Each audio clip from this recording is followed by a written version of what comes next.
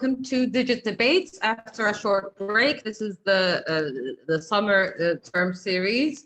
We're meeting at a different time today, and that's because our guests today are joining from very early in the morning from their local time zone from California. I'm really very delighted to have Chris Benner and Chris Tilley with us today to give us this shared talk. So it's going to be two separate talks, but the shared talk entitled Technology and Transformations in US Retail, Unequal Power, Unequal Outcomes.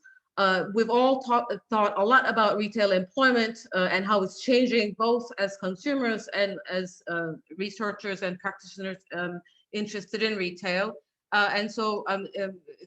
Chris Benner and Chris Tilley bring us really valuable insights from the US, where a lot of the retail technology implementation tends to go ahead of what we do in the UK and rest of Europe. Chris Benner is at University of California, Santa Cruz. He is the Dorothy Everett Chair in Global Information and Social Entrepreneurship there, and a professor of environmental studies and sociology. He directs the program for technology and social change and the Institute for Social Transformation. Chris's research has spanned a wide range of topics, but he's written extensively on the relationship between technological change and its social impact, with a particular interest in equality of opportunity and differential labor outcomes for different groups of workers. He has authored or co-authored 7 books, one of which is, I'm not sure if it's still forthcoming or may already be out at this point, is the Solidarity Economics. He has a PhD. He started off at the University of California, Berkeley. So he's a UC sort of a person through and through. Chris Tilley joins us from another UC campus, University of California at Los Angeles. He is professor of urban planning and sociology at UCLA. His PhD was actually in economics at MIT, so sort of a bi-coastal sort of intellectual sort of trajectory there.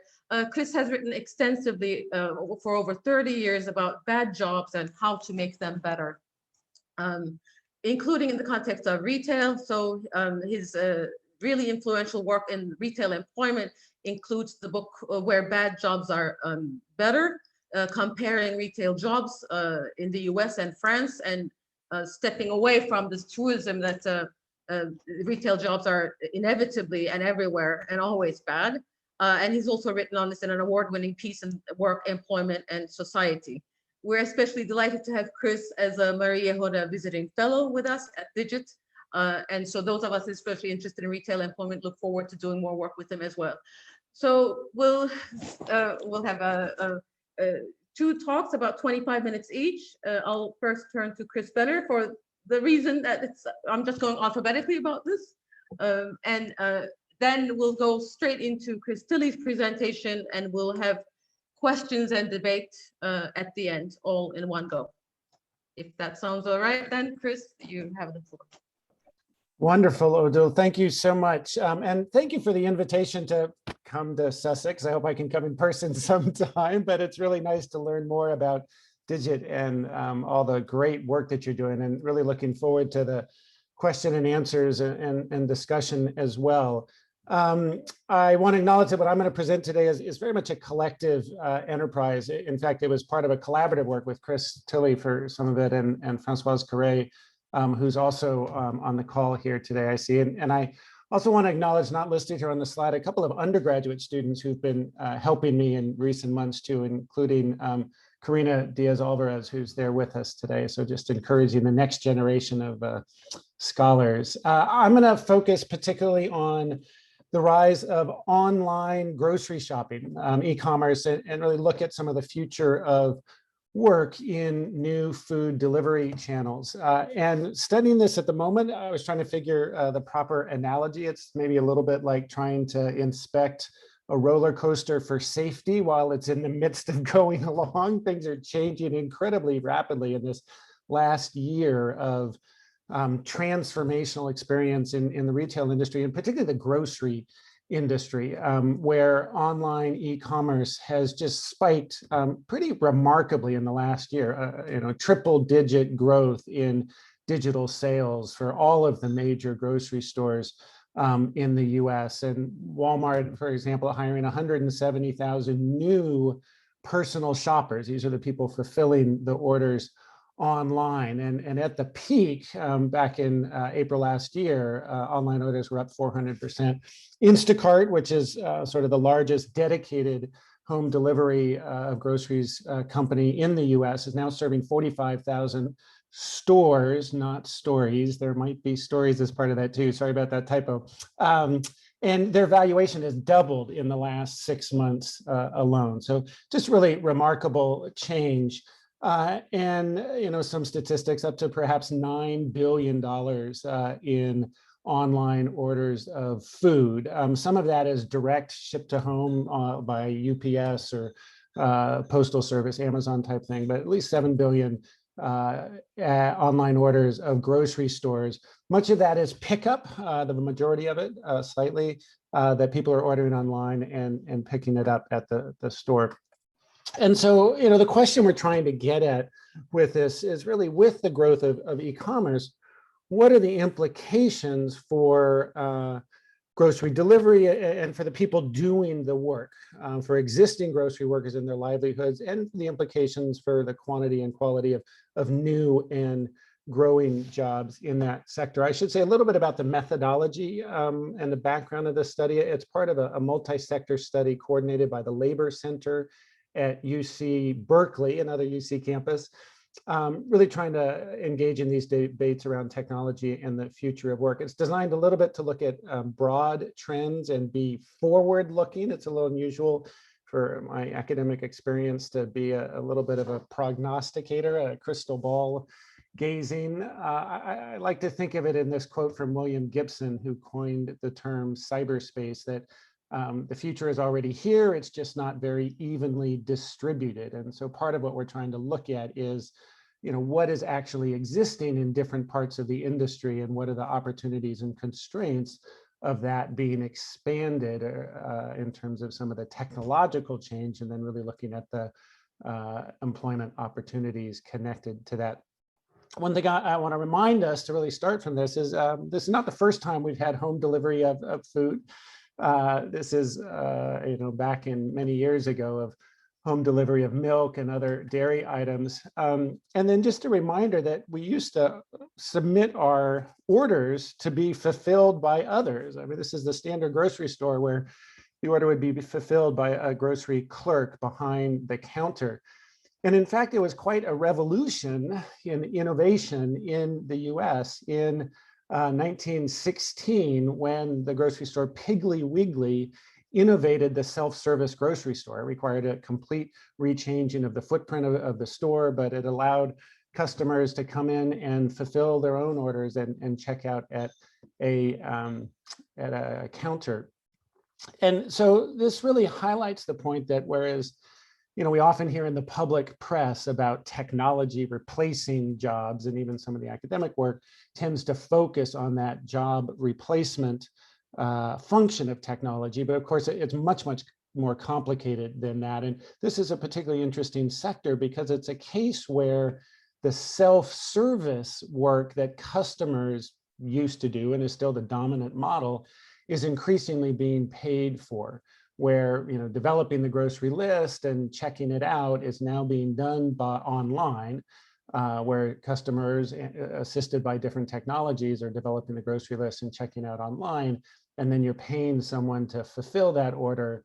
And then there's a complicated set of processes about how that gets to people's homes. And so what I want to do now is really walk through each of those three different functions: the online ordering and payments, the fulfillment, and then getting the food to customers' homes, to just talk a bit about the technological change in those sectors and what that means for jobs and for work. So first is just to recognize that online ordering has been around a long, long time, at least digital ordering. Peapod was established in 1989. That was a DVD, if you remember that, based, or CD-ROM based software system, but you could order it and have it delivered. Of course, Webvan was a very famous dot bomb disaster in the late 1990s. Instacart's been around for almost a decade now, and it's been a long, slow development until Amazon purchased Whole Foods in 2017. And that was really a wake-up call for the grocery industry in the US, and a real concern about new competition coming into the industry. And Instacart was the primary beneficiary for a while because they had the infrastructure in place. But particularly in the pandemic, major players are now all investing significantly in online ordering and fulfillment. And there's some real questions about Instacart's future in that context, because there's questions about control of the data. Part of the factor has to do with customer user experience. And so there's new online systems for ordering and linking with recipes and automatic fulfilling of grocery lists from recipes. Of course, the holy grail, so to speak, is the ability for your refrigerator to automatically order groceries when your supplies get low. There's technologies being developed on that. That will happen eventually. We're not quite there yet.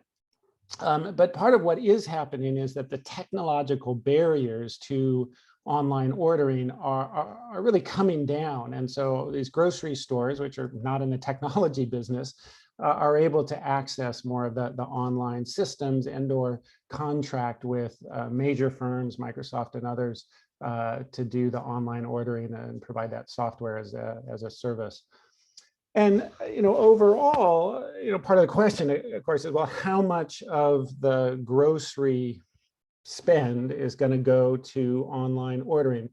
And this is retail overall, which has now jumped up at the peak of the pandemic in the US to 16% of total retail sales, according to official government statistics. I should say that we should all treat all statistics, both government and private, with a little bit of skepticism in the pandemic because of the challenges of gathering data. But I think these broad trends are, absolutely right, that we've been experiencing, 12 to 15% year-over-year growth prior to the pandemic in e-commerce, compared to 2% growth in total retail sales. But that it has been declining a little bit in the last couple of quarters after that peak, as people are beginning to get back to more normal activities. But the food and beverage portion of that retail sales has been way behind, nowhere near 16% at the moment. The latest official government statistics on that is back to 2018, so these numbers have definitely gone up, but still, I think, single digits in groceries of the total retail spend that is in e-commerce. And the key point about that, and these charts are probably impossible to read, but the key point of that is that when you survey grocery stores, they see online ordering as important, but only one of many different ways that they are interacting with their customers. This term omni-channel is something I learned when I started studying this whole issue. But the idea is that customers are going to sometimes order online and sometimes come in person and want to be able to communicate with the store in multiple different ways. And there are, in fact, many barriers that continue to exist and will come back into customers' minds even more prevalently as the pandemic fades. And it has to do with the interface challenges I talked about. It's customers still wanting to select their own produce or meats, or look at the expiry date on dairy products, et cetera. And it's a logistical real challenge to keep inventory connected to your online systems in ways that doesn't lead to inventory gaps or substitution hassles that customers have to face. And of course, there are tremendous additional costs. We're paying people to do work that people would do themselves in the past, and that will constrain the markets and the approach for online orders. And all of these, I think, will slow the expansion of online ordering post-pandemic. So while we're getting many in the industry that are predicting 17, 20, 25% of total sales to be e-commerce by 2025, I think it'll be much lower than that, possibly low double digits, maybe even single digits. And of course, the major impact of that in the store employment is the cashiers, because this is replacing that cashier function in the store. The second broad area is in fulfilling those orders. And the dominant model today is you fulfill it off of existing grocery store shelves. And Walmart, I mentioned, has hired 170,000 new people. They had 45,000 pickers before the pandemic. And even though this is the dominant model, it's really expensive. And it doesn't scale because the more people you have ordering online, trying to fill from the same existing shelves that customers are coming to and filling their own orders themselves, it clogs the aisles and creates major problems. So of course, people are pursuing a number of different options for fulfilling that. And there's two sort of major channels that companies are pursuing. One is what they call micro fulfillment centers. And these are much smaller automated fulfillment systems where you can convert a portion of an existing storefront to a semi-automated fulfillment. They're often 2 temperature regimes, not 3, wouldn't necessarily have frozen, which you'd have to get from some other area. And multiple companies are in this space now, and they're relatively low barriers to entry, roughly maybe $3 million to put one of these systems in place, and they can be built up in the space of 2 months. So these are all rolling out across the country at the moment. And we can see that in some of the major stores. You still require people to fulfill, to put the items in the packets that go to the customers, but it speeds up the process of bringing items to the people fulfilling that. The other option, those in you in the UK may know, Ocado. It's a much larger 3 temperature regime automated fulfillment center. Very, very sophisticated machine learning algorithms, artificial intelligence guiding, improving efficiencies of picking through that. They claim to be able to provide food to customers' homes for less money than it does to get it to a grocery store shelf. We have yet to see whether that's going to happen in the US. The major partnership Ocado has developed is with the company Kroger. The first warehouse just opened a couple of weeks ago, actually, near Kroger's headquarters outside of Cincinnati. They have committed to build 20 of these large fulfillment centers around the country. There's about 11 that have been announced so far. Much more expensive, take much longer to build, over a year to build, and require higher volume to be profitable. But this is another effort that's going out. And just to emphasize, there's still labor involved in this work. You've got to unpack the major pallets of items coming in, and we still need people to actually pack the bags or packages going to the customers' homes, although there are new technologies being developed for more automatic picking. But at the moment, these still face major challenges in handling the incredible variety of different products that are in a grocery store, of everything from heavy milk to very light packages to eggs. You can imagine it's really tough to have that automated.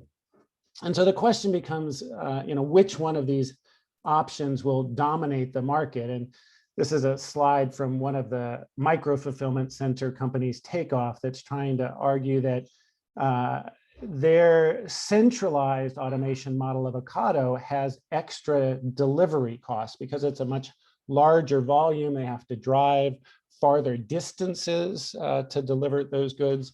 And so even though they save labor costs in the picking and operating, that they have those additional costs. And they're trying to argue that with these more decentralized, smaller micro fulfillment centers, that cost of the last mile delivery is somewhat less. But half of online orders are picked up by customers themselves in person at the moment. So it's a real question of how much of savings that is going to be. And Ocado argues that their ability to have significant efficiencies in delivery, timing delivery, and customizing orders so they're linked together, significantly reduces their last mile delivery costs as well. And so they think the economies of scale is going to make them more efficient.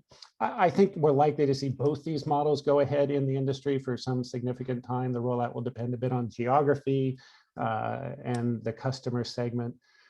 But just to highlight again, for at least the foreseeable future, the majority of fulfillment is likely to remain in existing store shelves for some time, just because of the time it takes to build out this infrastructure.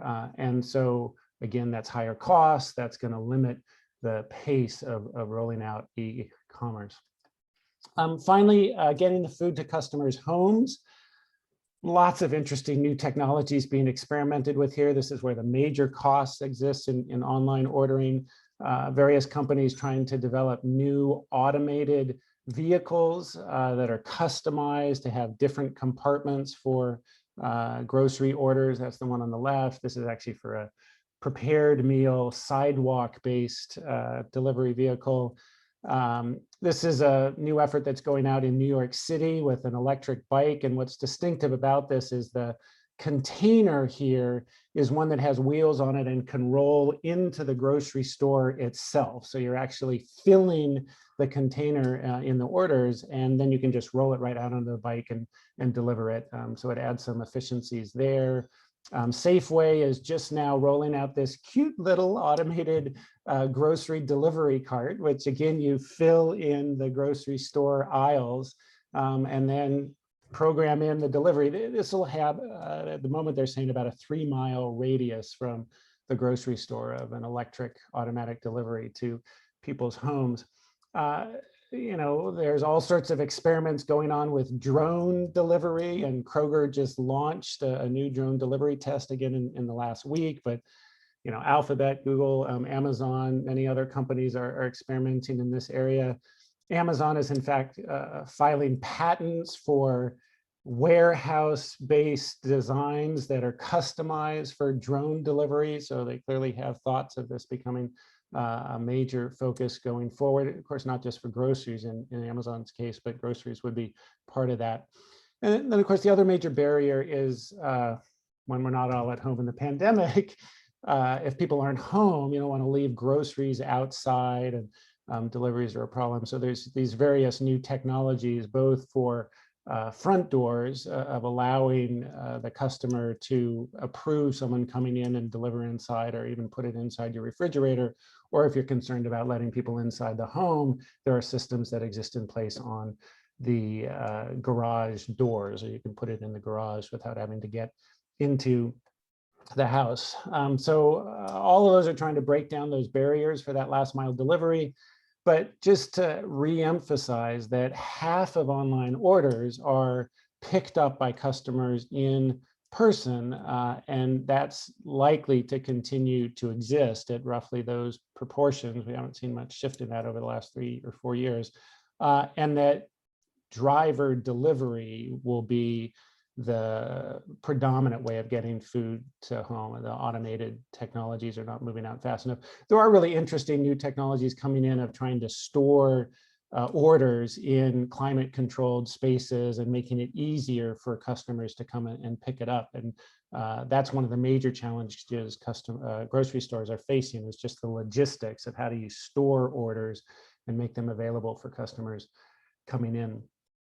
But I want to say a little bit more about the delivery drivers and the conditions of work there. And of course, that overlaps quite a bit with meal delivery or restaurant delivery, and all sorts of new developments going in that space.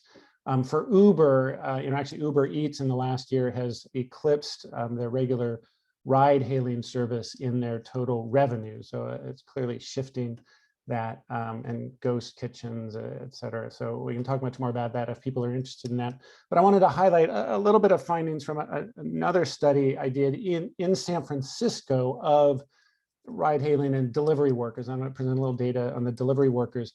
And what I want to emphasize here is this was an effort to get a representative sample of the delivery orders, rather than all the drivers or people who do deliveries, which I think presents a misrepresented vision of the kind of work that's being done. Because of course, there are many, many people who do ride hailing or delivery for just a short period of time, or maybe a few hours a week. But the majority of work is done by a much smaller number of people. And we did this study that got a representative sample by those orders, different times of day and different geographies of the city, to get a sense of that core workforce. Very difficult economic circumstances. Many have no health insurance. 31% are dependent on some form or another of public assistance. Very little savings. And it's not a quote gig for most of them. The majority of the survey respondents work full-time for the platform companies, and it's their sole source of income. And have very low earnings, especially when you count for expenses. So median earnings of $450 a week. Depending on how you calculate those expenses, we had a couple of different methods in the survey. It can drop to as low as $270 a week. And actually, when you fully account for all the wear and tear on the vehicle, as much as maybe 12% might be earning nothing when you're counting wear and tear on the vehicles overall. And delivery workers in particular are very dependent on tips. They estimate as much as 30% of their earnings comes from tips. And so really difficult economic circumstances for those delivery drivers. So just the last conclusion, and then I'll turn it over to Chris Tilley. This has been a transformative year in e-commerce in the grocery industry. And I should say, by the way, so retail is about 10% of total employment in the US, and the grocery industry is the largest single segment, along with sort of general merchandise within retail, part of why it's important.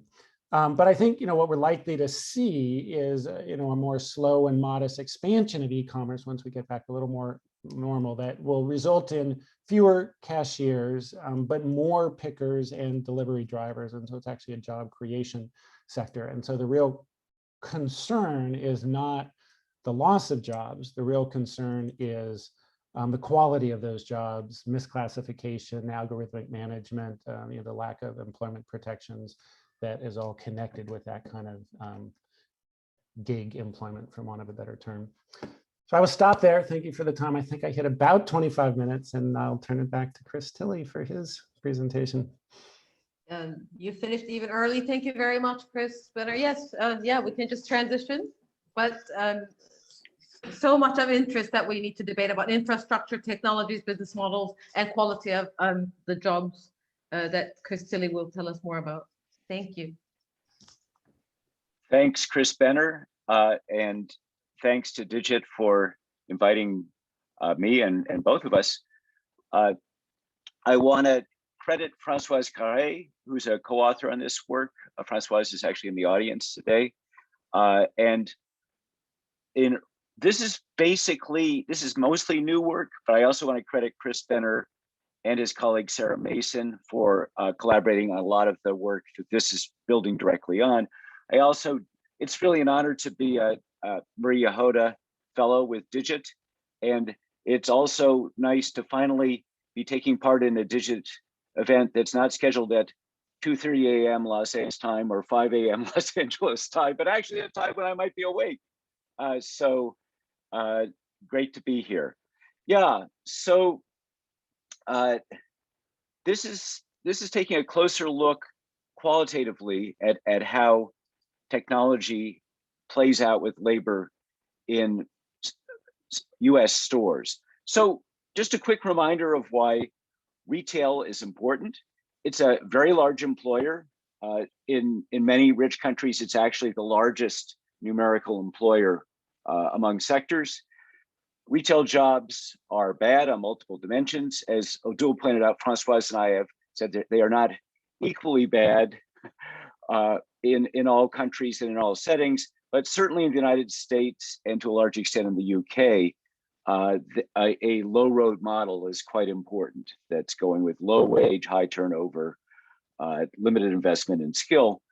Retail has also historically been a laggard technologically, not in all areas. Certainly investments in logistics and supply chain have been exceptional, stimulated in part by the example of Walmart. But in terms of what happens in the store, technology has been slow to change. So this is a great opportunity to observe change in real time. Our story, and again, I want to emphasize, we are focusing on US store-based retail. We're not making broader claims about the retail sector around the world, and we're not attempting to tell the whole e-commerce story, which Chris Benner has told very well. Anyway, store-based retail is facing a profit squeeze. Retailers are turning to technology for solutions, and we've sort of conceptually grouped the kinds of technological changes they're investing in as increasing narrowly defined efficiency, cost cutting, or increasing what we're calling effectiveness or working smarter. There's important differences among retailers. A huge one is just how sort of wealthy are they in terms of ability to invest. But there's also important differences across sectors. This is just the brief, more to say about all this. But across both of these dimensions, there's a lot of uncertainty and ambivalence that I'm going to explore in a few minutes. We basically have a relatively pessimistic prediction. We think that although there is the possibility with investment in technology to take things in more of a high road direction, investing in skill, paying workers a little more, holding on to them longer, that in fact, retailers are going to once more choose the low road. That's what we think is going to happen here. And I do want to say, this is sort of early stage research. Our evidence is quite incomplete. And so we've got some very provocative examples, but not a full set of case studies to share with you. Okay, building on a couple of sort of trajectories of past work. We did a US fieldwork in 2005, 2007 for the book Where Bad Jobs Are Better, and then actually put some of that fieldwork and related conclusions into a broader context in later work that looking at competitive dynamics. And then this is the work with Chris Benner, a fairly substantial study on how technological change is reshaping retail jobs. Bunch of interviews, also just looking at sort of the gray literature of trade press consultant reports and going to a bunch of trade association conferences. The new fieldwork since 2020, a micro interview is something that has suddenly started happening because many trade conferences now feature something called a meetup function, where basically an algorithm matches up people who potentially are interested in meeting each other, but you only get to talk for 15 or 20 minutes. So we've literally had 70 of these micro interviews. You don't learn a lot, but you do learn something. A smaller number of follow-up interviews, and then continuing to attend trade association conference sessions and webinars all online. So there's a profit squeeze going on in US retail. US is overstored with sort of square feet of retail per consumer that are several times levels in Europe. Just a lot of retail capacity and a lot of competitors. The online competitors are competing on convenience, but there's also continues to be price competition, where Walmart, of course, remains quite important, but the dollar stores are growing phenomenally in the United States, and the German discounters are rapidly moving into the United States as well, all competing on price, and in fact, in many cases, offering considerably lower price points than Walmart.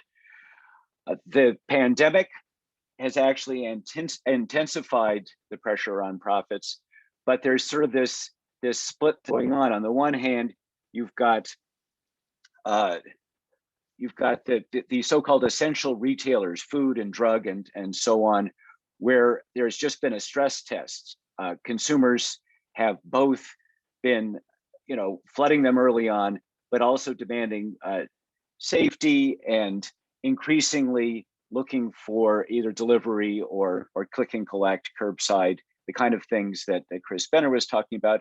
On the other hand, the quote non-essential retailers, particularly clothing retailers, have been faced with a series of shutdowns, have not been able to benefit from the pandemic in the same way. So two sets of pressures, but both intensified by the pandemic.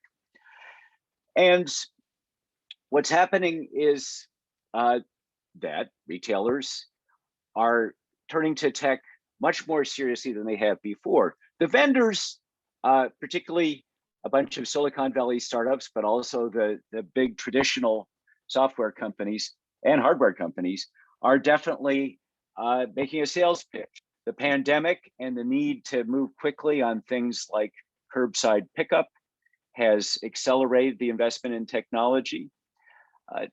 The biggest headline, and the one that Chris Benner rightly focused on, is the shift to e-commerce. But we're mainly looking at, as I said earlier, at three other sets of technologies, which certainly overlap with e-commerce, but it's a somewhat different focus. And our general perspective is that this is not a deterministic process, that the labor outcomes are variable and contingent. So it's worth a closer look to figure out how this is playing out, how retailers are deciding to implement technology. So one first cluster of technology is labor replacing automation. Certainly an old story in the world of technology. And there's two sort of largest changes that are going on here. One is self-checkout, getting customers to do the work that cashiers have done in the past. And this ranges from traditional self-checkout machines that have been around since the 1990s, but have never been incredibly popular with customers, and retailers are now pushing them harder, particularly in the context of the pandemic. There's a new generation of mobile device-based self-checkout, particularly phone-based. And so the photo here is Walmart Scan and Go, which Walmart actually canceled the Scan and Go program because, as one executive described it, it had become the Go program. Enough customers were actually paying for what they walked out of the store with. But versions of this are being implemented at Sam's Club, which is a Walmart subsidiary, and a bunch of other chains with some tweaks beyond the original Scan and Go. And then there's sort of the completely cashierless, hands-free, if you will, Amazon Go system, and a bunch of companies that are emulating an Amazon Go type system, where basically, if you are on the app, you walk into the store detects your phone, watches what you take off the shelf, and charges your digital wallet. So a whole range of self-checkout approaches. But then there's also, in a sense, the mirror image, deploying store employees to do work customers have done. And that's what Chris was talking about in terms of store-based fulfillment. And Francoise and I are focusing here on store-based fulfillment because we're interested in store-based labor. So the micro fulfillment centers are in some ways a defensive response to the fact that customers now expect retailers to do this work for them. And so that's decreasing productivity as measured by how much sales per person hour. And so this is attempting to reduce that decrease in productivity. And yeah, so those are the two largest pieces of the picture. There's a lot of other things that are going on the labor replacing automation front. You have robots doing cleaning, scanning shelves. There's installation of electronic shelf labels, which has happened much more slowly in the United States than in Europe. You've got the installation of chatbots to replace salespeople for some purposes, and so on. And if you talk to either the tech vendors or the retailers about this, they know the script. The idea here is that these technologies allow them to redeploy workers to higher order activities, interacting with customers, creating retail experiences that are going to enchant customers. Well, that's not what we see happening initially, and it's not what we expect to see happening. Two stories illustrate this to some extent, that barcode scanners, you heard the same rhetoric about now we can free up cashiers to actually interact meaningfully with customers. That is not what happened when barcode scanners came in the 1980s. What happened was that basically they decreased the number of cashiers and paced their work, number of items scanned per minute. Self-checkout, what's happened to the jobs? There are fewer cashier jobs, and in most cases, you've got a cashier, basically keeping an eye on the customers and troubleshooting. People who've done case study work of that job, it's a terrible job. You are interacting with the customers only when the system screws up. So every customer that you meet is unhappy, frustrated, and testy. So this is not exactly redeploying workers to higher order activities. Will this time be different? We're skeptical. A second cluster of technologies, we're using the word labor optimization because that's what a lot of the actors in this space are calling it. And so fine-tuned scheduling is not a new development, but basically what's happened is that retailers and the software providers have moved towards finer and finer micro-scheduling. So there was recently a webinar about how great it is to schedule your workers, not in hour intervals, but in 15-minute intervals to make sure that you cover exactly the peak times. Don't get an extra 45 minutes that you don't really need them nearly as much. And then there's also at least some evidence of shifts to this kind of fishering of the workplace through platform-based labor. And there's a few different places where this is happening. Chris has already talked about Instacart. Shipt is an Instacart-like company that's actually owned by Target. Those numbers have increased dramatically during the pandemic. Will they stay high? We'll see. But there's also a set of other things that are less visible, certainly less visible to us as shoppers, but even as researchers, where gig labor has been brought in. So the company Trax claims to have 1.4 million gig workers on call to stock your shelves in the United States. And they're doing things like covering for absent employees and so on. There's also a couple of companies, Observa and Premise, that use basically customers and random people to detect gaps in stock on the shelves. Basically, they pay you a couple of cents to snap a picture with your cell phone, to snap a picture of a section of shelf and upload it. And they crowdsource the information on what's on your shelves. They claim to have 2.5 million people globally who are ready to snap pictures of your shelves to see if there's any gaps in your stock that need to be filled. There's also a couple of operators that are trying to more broadly just provide gig workers to retailers. So the company Allwork and the company Jive, no estimate. We have not been able to find any estimate of how many people they actually are deploying. So yeah, the graphic here is from Trax, and the keywords here is the Trax Flex Force. This is their 1.4 million gig workers. So this gig workers basically creates an exploitable external workforce. Whoops. And the micro scheduling is making retail schedules, which already, at least in the United States, are relatively unsustainable. Actually, I know in the UK as well, there's been these sort of fights over 0-hour contracts. Anyway, this makes them even crazier in terms of the schedules. So then there's technology cluster 3, increasing effectiveness, what we're calling working smarter. And so we've broken down a set of processes that are now at this point all being enhanced by technology. When you onboard workers, when you hire workers, you need to train them.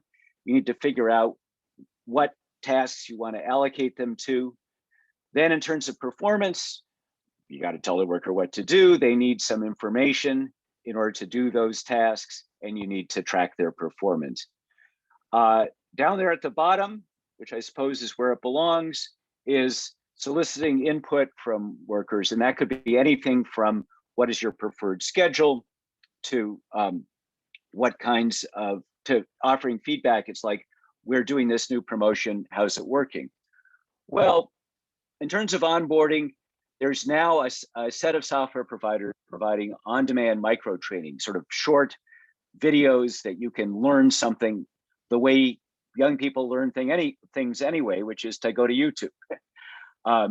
There's also a set of labor analytics, basically measuring where is a worker most effectively deployed. You can basically test placing workers in different places and see what works best.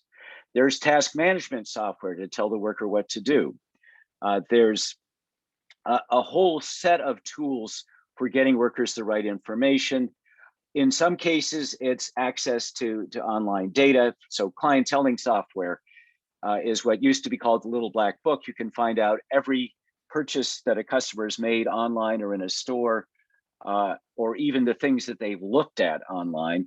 But then there's also some systems that connect you with other expert workers who can answer your questions. Then monitoring workers' performance. Well, there's a whole set of sensors that can track what workers are doing. And there are also systems for not just top-down, but bottom-up digital communication, so part of what's interesting here is that these things can cut both ways. They can be used in a way that actually builds skill, allows workers to sort of explore and gather information, to get coached with feedback on their performance, and to constantly expand what they can do. But there's also a low-road version that is basically scripting workers closely, telling them exactly what to do every minute, and then monitoring them to make sure they do it and punishing them if they don't. So this Macondo vision graphic, I mean, these are folks who basically are using cameras to track everything that's going in the stores. There's a couple of important differences here. Deep versus shallow pockets, how much do you have to invest? And then the subsectors play out differently. Certainly grocery is different from general merchandise, is different from apparel. But what we're finding, at least at this point, is a lot of uncertainty. So this is an Israeli tech vendor saying, Walmart has 10 different labs where they're developing changes. Walmart has the most, at least in the United States, but lots of retailers are running multiple experiments.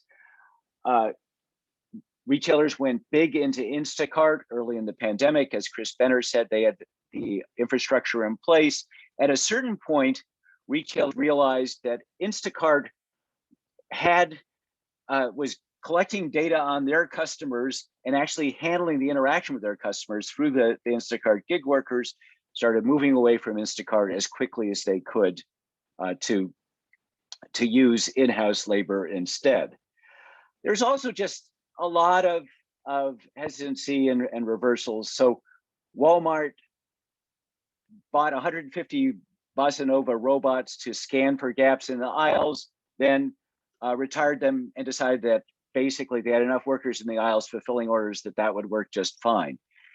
Walmart invested in pickup towers for customers, then decided that turned off customers, and they're going with a human solution, curbside. So lots of back and forth going on here, and a lot of ambivalence about how do we handle labor. And this is partly because there's a lot of voices in the room. There's both within the firm, the chiefs of finance and technology may look at things differently from the chiefs of HR and operations, but also a bunch of external actors who all have a voice in what's going on too. As I said before, retailers know the script. I talked about sort of redeploying to higher order functions. There's a lot of high road rhetoric out there, but that doesn't necessarily reflect the reality. And when retailers talk about engagement, which sounds like a good thing, sometimes it's just, even though the job is terrible, somehow keeping workers focused on something else, perhaps through gamification. So this is the company Arcade, which will help you gamify your work processes. So even if they're not very good jobs, workers will have fun doing them. Okay, what should we expect? Well, we expect a lot of path dependency.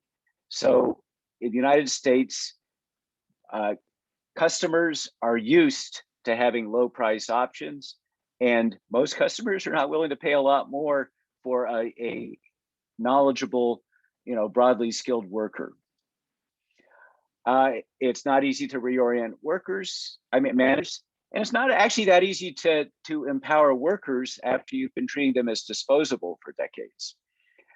The fact that there's this sort of hesitant process of implementing technology means that we're more likely to have, and here I'm going to talk like an economist, a local optimization outcome as opposed to going to a completely new way of doing business. It'll be incremental changes.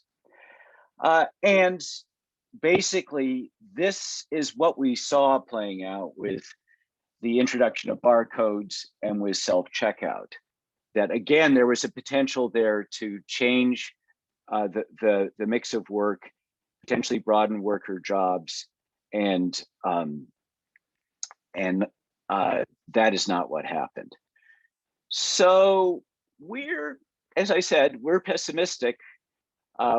We do expect on all three fronts some relatively negative outcomes. So I mentioned before, in terms of the labor optimization tools, even more unsustainable schedules. And I'm calling the gig workers a third-class workforce because the part-time workers are already a second-class workforce in terms of wages, benefits, schedules in the United States. The gains in productivity from automation, probably mainly just going to cutting labor hours rather than redeploying labor. And we basically are expecting the negative technology for the working smarter solutions too. One possibly countervailing factor is labor shortages. There was a serious labor shortage as of 2019. In 2020, with the pandemic, a lot of people got thrown out of work and unemployment spiked up in the United States, as in many countries. What's interesting is that retailers are still complaining of a labor shortage. There's a variety of theories about that, whether basically people view the jobs as too dangerous, whether the unemployment insurance is so generous that people are preferring not to go to work. But in any case, that's what we're hearing from retailers, is that they are facing labor shortages now as well, despite a 6% unemployment rate. It's going to be even worse at the shallow pocketed retailers. Competition is going to be on a no frills basis. If there are sort of high road retailers that don't have a lot of investment income, they're actually going to be pushed pretty hard by economic forces to get off the high road. And the other thing that's going to be going on is that shallow pocketed retailers are going to become increasingly marginalized in the market. And we expect to see growing concentration and dominance of the market by the deep pocketed retailers. But yeah, so the most interesting question is, what about deep pocketed high road retailers? Are they going to do something rather different with these technologies? So we are continuing to watch. As I said, these are preliminary findings, and that's my presentation. Brilliant. Thank you so much, Chris. Both Chris's. What a whirlwind tour of what's happening in the US, from the new futuristic technologies of retail to all the way to the immediate impact on labor in retail stores. At this point in the Q&A, I ask as many of you as possible in the room to turn on your cameras so that we get a slight sense that we're in the same room. It's the next best thing. And I'll open the floor to questions. Pericles had a comment during your talks as well, so maybe I can Yeah, let you go first, Craig, please. Thank you, Adol. Nice to see you again. Nice to see you, Jackie. Thank you both, Chris's. That was a really interesting talk. The comment was a link to Michael Aldrich, a video about Michael Aldrich, who kind of invented e-commerce in Brighton in about 1982. It's a short BBC documentary. That was a link I posted together with a spurious comment. But I did have a question. I was really interested by both your talks and was thinking about last year at the Digit we had Lynn Pettinger come and talk about what's wrong with work, and I think both your presentations, both your analysis of the sort of supermarket retail trade show lots of ways in which work might be being, well, almost certainly is being, the quality of work is being made much worse. But Pettinger was thinking about how behind the technologies, there's a kind of mantra that these technologies optimize and speed things up. But at the same time, there's a whole lot of hidden work that goes on just keeping the systems working. And I think retail is one of those places where you've got the untrained customer working with systems that quite often are quite complex or quite controlling. And so both from the customer and from the employee perspective, it seems to me there are a lot of ways that these technologies can and do go wrong. Lastly, into the mix, I wanted to throw Melissa Gregg from IBM, who's done a lot of work on how tools for well-being, things like apps to remind us to breathe deeply, are being used to micromanage the experience of work. So ways in which these things might go wrong, and how the mantra of technology determinism might not be quite as smooth. If you had any thoughts on that, either Chris.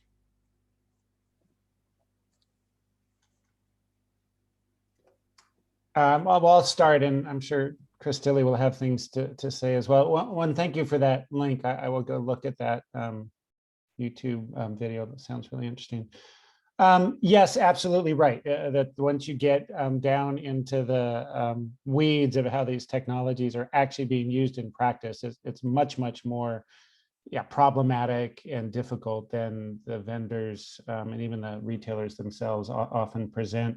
And I'll just mention a couple of different anecdotes that have come from our interviews.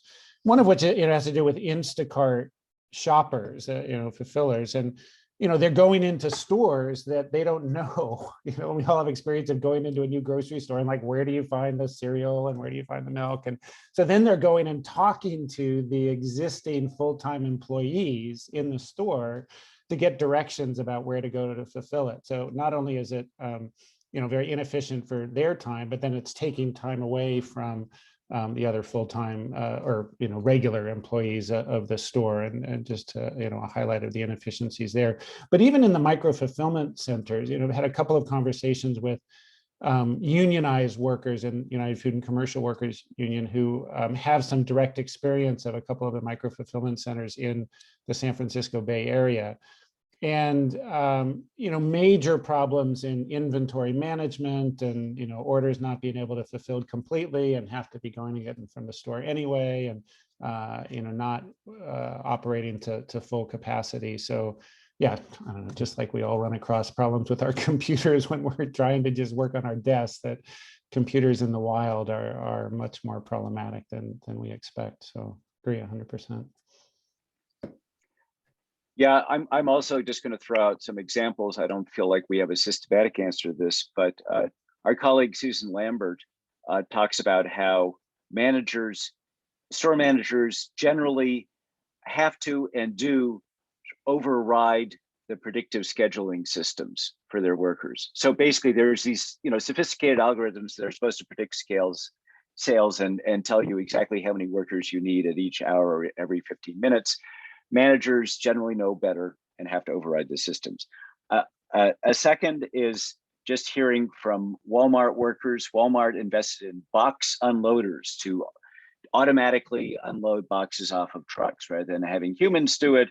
And what Walmart workers were reporting is these are very delicate machines, and there's a lot of broken box unloaders sitting in the back of Walmart, getting in the way as they unload the trucks themselves. The third thing was, this was actually kind of interesting. I attended a webinar with a company called Brain Corp that runs robot operating systems. And this person was talking about a janitor and his robot, and how a good janitor really works well with their robot and knows how to take care of. It's like, well, what exactly is involved in taking care of a robot? But I mean, it really sounded like a cavalry member and his horse or something like that. So yeah, so there's always work that's invisible in the sort of shiny presentation of the technology. That's for sure. Thank you. Thank you for that. I'm not seeing raised hands, so I'm going to grab the opportunity. I'll go first, Jackie. Is that all right? And then Jackie after No, me. you go first, and Yeah. then I'll ask a question when you've finished. A lot of this sounds very futuristic, and I'm sure it's narrated in this futuristic tone while you talk to the sort of the insiders. In the recovery sort of debates, what's supposed to be the vision for retail and how it sort of fits in the new urban sort of structure? Is that coming up? Because we are hearing a lot about this in relation to office space and retail space that's going to now be redundant.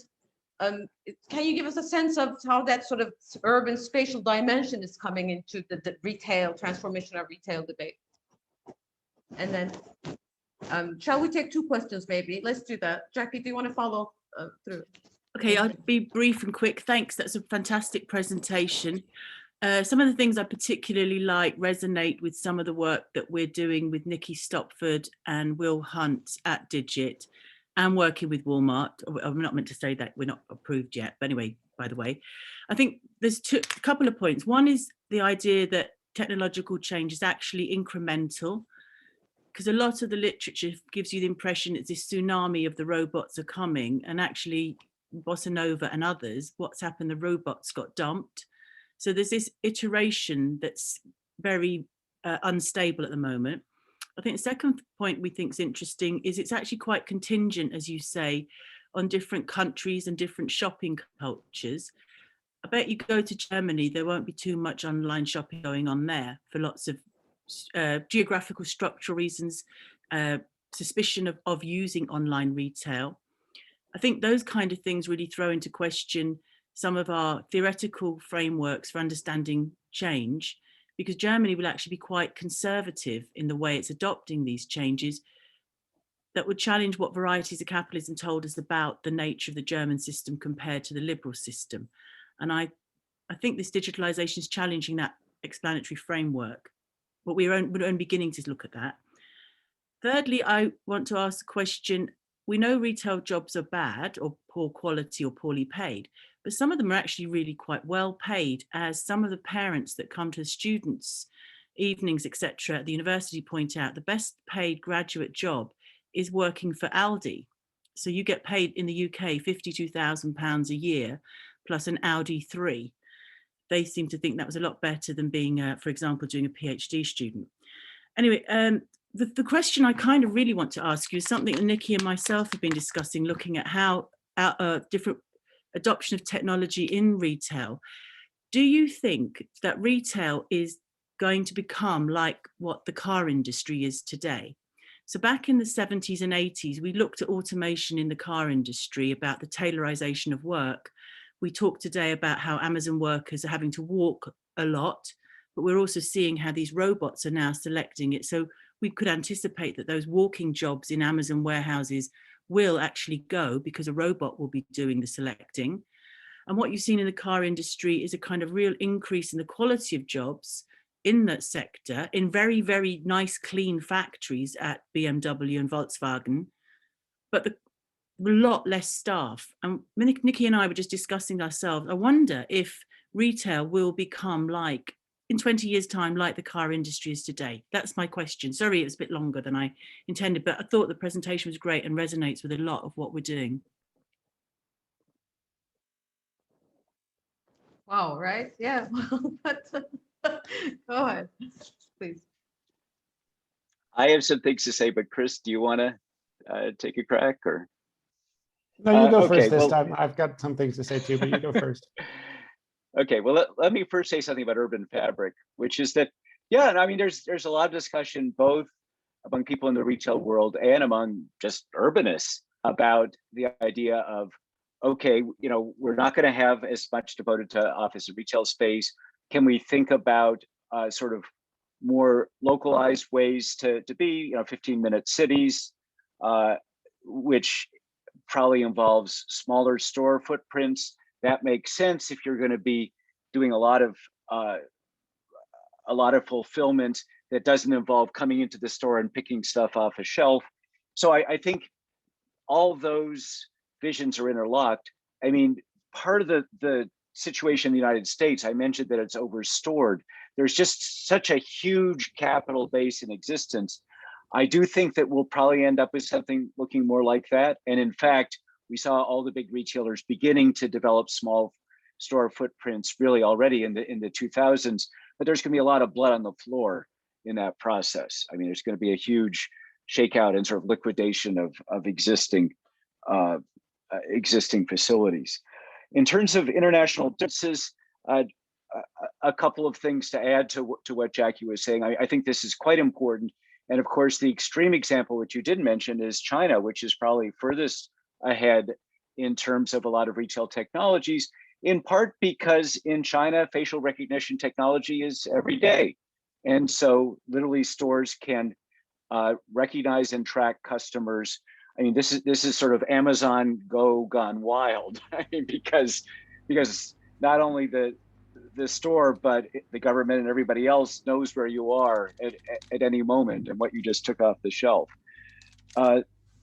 Another interesting international comparison actually goes back to the Walmart's dumping of the Bossa Nova robots. Walmart Canada actually, instead of dumping Bossa Nova, went with another tech company that uses fixed cameras to photograph lengths of shelf. That's actually a relatively expensive solution, not as expensive as the robots, much more effective in terms of being able to snap pictures continuously through the day. And because there's a much smaller number of Walmarts in Canada, it's essentially, it could be viewed as an experiment, but in any case, that's going on there. When you talked about well-paid car industry jobs, I would invoke the international comparisons and point you in the United States to Jeff Rothstein's work, who has talking about really the degradation of car industry jobs in North America, both in the assembly plants and in the supply chain.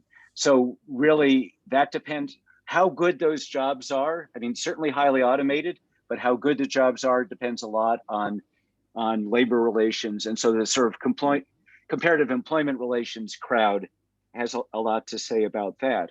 I do think that, I mean, I don't know Aldi well enough, but your description of well-paid Aldi workers actually resonates a lot with what we know about Costco workers. In both cases, what you have is a quasi-industrial process where you've got something that's more like a warehouse than a store, where you've got sort of, again, quasi-industrial processes maximizing throughput. And so in some ways, it's not surprising that workers are then going to be paid like industrial workers for doing work that's like industrial work. So I'm gonna pause there because we're never going to get through all the.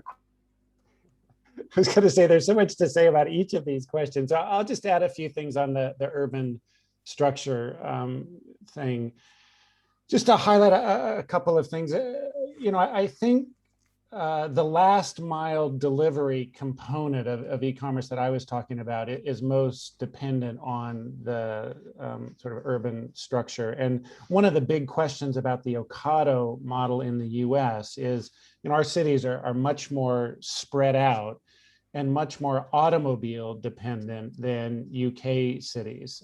And so there's a question about, well, what's the density required to make that model cost effective for Kroger and Ocado? And I think the jury's very much still out. We don't know any statistics on that. But it becomes a real question too with congestion in US cities and you know, the time of day of delivery, because of course most people want their groceries delivered when they're home. And that's the most congested time of the day is, you know, commute hours, you know, before they're actually cooking. So I think there are real questions. And what that means is that it's going to look very different in different parts of the US. And Kroger is actually experimenting, some places where they already have grocery stores and the fulfillment center will be a supplement to that. Other places they're trying to use the fulfillment center as a way of breaking into new markets. But some of the more, the electric bike that I showed, or that automated cart delivery that can only go three miles, those may roll out much more effectively in dense urban places like New York City or San Francisco, where you have a greater density in a shorter distance. The thing I will say about the pandemic predictions that, the death of cities is upon us as people can work remotely is, I've been hearing that, ever since the World Wide Web started rolling out in 1990s, and we have like 4 centuries worth of evidence of the growing importance of cities. I'm not predicting the end of cities anytime soon. And especially in the last year, we have seen some migration out of urban cores to suburban locations, or somewhat further out, as remote workers are able to do more remote work. But I think from all the research that we've seen on that the face-to-face communication is still so important for innovation and teamwork and growing, that we may see people being able to work 2-3 days a week from home, but that office-based work is still going to be really, really important. So I'm not expecting dramatic changes in trends post-pandemic, although I think we'll continue to see some of the incremental tendencies that we've seen.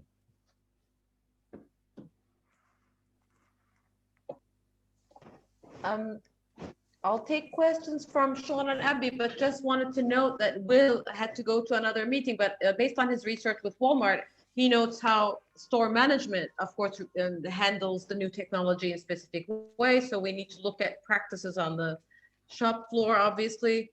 And François also reminded us of how certain technologies that are purported to be doing one thing actually simultaneously tend to do something else. Really important insight.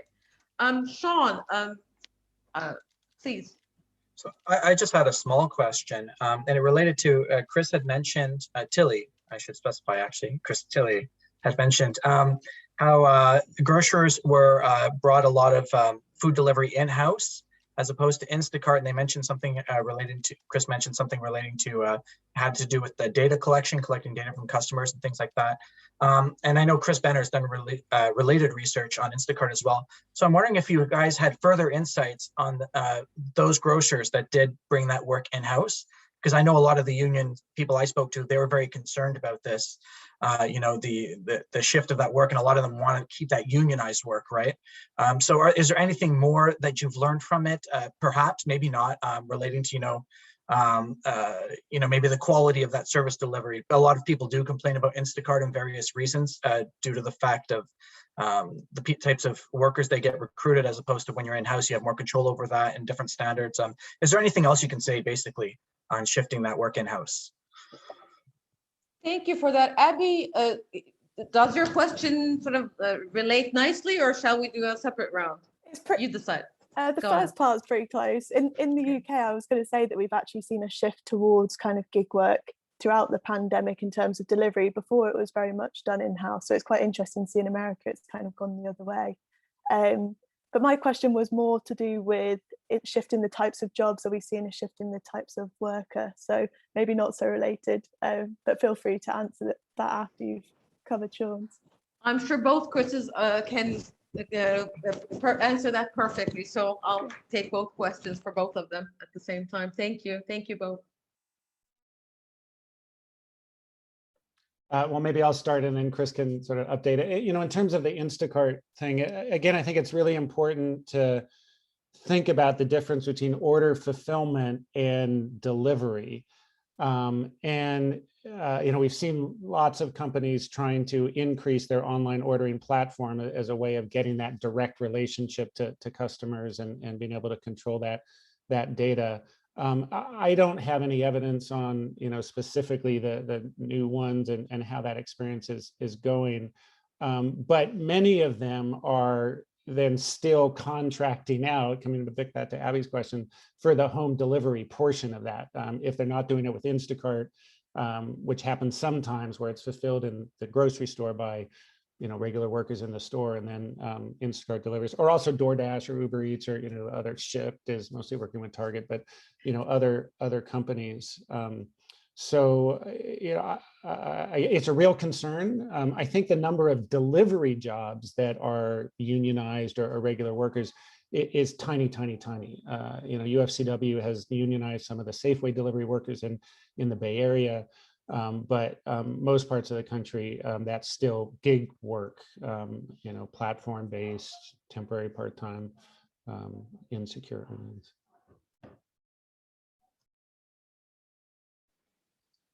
Yeah, no, that's actually a very helpful clarification, the distinction between order fulfillment and delivery. And because I was thinking as John was asking his question, that in fact, just to piggyback on what Chris Benner was saying, there's, some companies are saying we're not going to use Instacart, we're going to use our gig workers. So Target bought Shipt, which is a gig company, so they now control the data and essentially control those workers, even though they are not employees, so they're not responsible for those workers. And Walmart has the same relationship with a delivery company called Spark, which seems to have one client, Walmart, a set of gig workers, but no, Walmart has no formal responsibility. It's a lot like some of the Amazon models. And interestingly enough, Albertsons actually moved delivery from its own workers to DoorDash recently. So there's definitely, I don't think you can talk about a trend in delivery as opposed to fulfillment. Yeah, and one other just interesting element is that as Instacart has lost some, it's sort of been pushed out of some retailers, they have preferentially laid off. They have both a small number of regular employees and a lot of gig workers. They have preferentially laid off regular workers, as it turns out, and not the gig, and changed the mix towards gig workers. I didn't completely understand Abby's question. Yeah, I probably could clarify a bit more. Obviously, we've seen a shift in the types of jobs, so perhaps moving more from the shop floor into kind of distribution and logistics side. Have you seen a shift in the type of worker, say down like gender or race or class lines, that sort of thing, in the US? My answer is we at least have not been able to observe directly enough, and it's a little early. It's too early to be able to look at the data. But Chris, have you? Well, you did the representative sample. Yeah, I was going to say for the sample we did in San Francisco, the workforce that are doing the app-based food delivery are disproportionately immigrants, very male workforce. In the Instacart sort of grocery delivery, it was about half and half women and men. But in the meal delivery and also ride hailing, very, very male workforce. And it's really sort of people on the margins of the labor market. A high proportion of immigrant workforce was a key part of that. One thing I will also mention, just to contrast the ride hailing sort of Uber and Lyft work with food delivery is much younger workforce. And part of that is it's a much more active job. You've got to be getting in and out of the car and, sometimes upstairs into apartment buildings to deliver, where the ride hailing is, more sedentary, sitting in a car. It's also been around a bit longer, so the workforce is a little more established. When you look at how long people have been working for the apps, a couple years longer average in the ride hailing than food delivery. Certainly, I think the demographics of the retail workforce, as these sort of technological changes come in, it's going to be a huge question, given how heavily feminized it traditionally had been in at least the recent decades. I think Jackie has a further question. Is that right, Jackie? Please. Maybe just a quick one towards summing it up. How do these studies relate to the way we theoretically understand employment systems or work and employment? So in a previous Digit debate, we had a great talk from Duncan Galley about the history of the sociology of work and technology since the 1950s and 70s and to the 80s and today. I mean, very simplistically here, some of the topics that have been in earlier debates are about managerial control. So is the work we're doing empirically now feeding into that debate, or some of the work we've done in the past about labour market segmentation? So is that what we're feeding into? So Abby's question there about who are these delivery workers? My colleague in Brussels, ETUI, Agnieszka Panienska, has done really nice work on food delivery. In Brussels, it's done by young people on bikes. In Warsaw, it's done by migrants who are getting on the bus because they don't have a bike and they don't speak Polish, and they're trying to work out how to get to these places with lots of W's and Z's and Y's in, even though they can't speak. So there are very different types of contingent workers delivering food for Foodora, depending if you're in Brussels or in Warsaw. So the question is, where should we be thinking of directing this empirical research we're all involved in different ways, to which types of debates, and how do we learn from what was done in the past? Is it just more of the same in a different bottle, or is what we're learning telling us something new about how we should understand work conceptually? That's a quick one for towards the end of it all. A really big, nice, punchy question, Jackie. It's true to form. Are there any other questions from the floor? Let's take any remaining questions, and then we can have sort of the final answers, or the beginning of a conversation, really, but the final answers for this session. Anyone else? No? Still shy? Well, then I'll sort of lead with Jackie's question. Thank you, Jackie, for that. And I'm happy to jump in first and give Chris Tilley a little time to think about it. I'm sure he'll say some very intelligent things afterwards. So a few things. I wish Sarah Mason, my co-author, was here, because one of the things she's really looking at in her dissertation is about that managerial control, and particularly looking at gamification, sort of building on some of Michael Burawoy's work, manufacturing consent, and looking at the ways that the algorithmic management drives people to compete with each other and get the higher rating systems and get bonuses in different ways. And, it becomes the ways that people, work harder through those sort of gamification processes that are very similar to Burawoy's kind of making out type argument. So, in that ways, I think it's an update in a different context of some of those theories. Labor market segmentation, absolutely. I think a couple of other things that are really important in this kind of work. One has to do with that whole boundary between paid and unpaid work. And, they're understanding a lot of our, feminist economists and labor market, and understanding the terrains of that. It's shifting, and some of the gender dynamics of that are really important. I didn't highlight it so much, but, what's a really important issue in the app-based work is the unpaid wait time for new orders to come in. And people can, wait for long periods of time until an order actually comes in, and essentially, it's unpaid work, although they're on the job. So that's really important. I think one of these things also, this work also highlights the importance of the distinction between work and employment. Right, where work is the actual task that people are doing, and the processes of that, where employment is the labor contract and what that looks like. And we often conflate those when we talk about a job, but actually the dynamic shaping changes in labor process and the actual work being performed, it can be quite distinct from the regulatory systems and laws, et cetera, defining the employment contract. And one thing that people probably know, the book Heteromation by Hamid Ekbia and Bonnie Nardi. It's a really great book that I think some of this work really points to, again, of those shifting and contested boundaries between sort of technology and humans, and the shifting boundaries between paid and unpaid work, and things that customers do. Chris Tilley talked about that a bit too, of trying to shift the work onto customers. I think there are maybe it's just new wine in old bottles, or is it old bottles? And I forget what the term is, but I think there are some new dimensions that help us understand sort of the theories of work and labor process in new ways. But I'm not sure there's much brand new things going on here. We're still people in social structures, so even if it's digitized in different ways.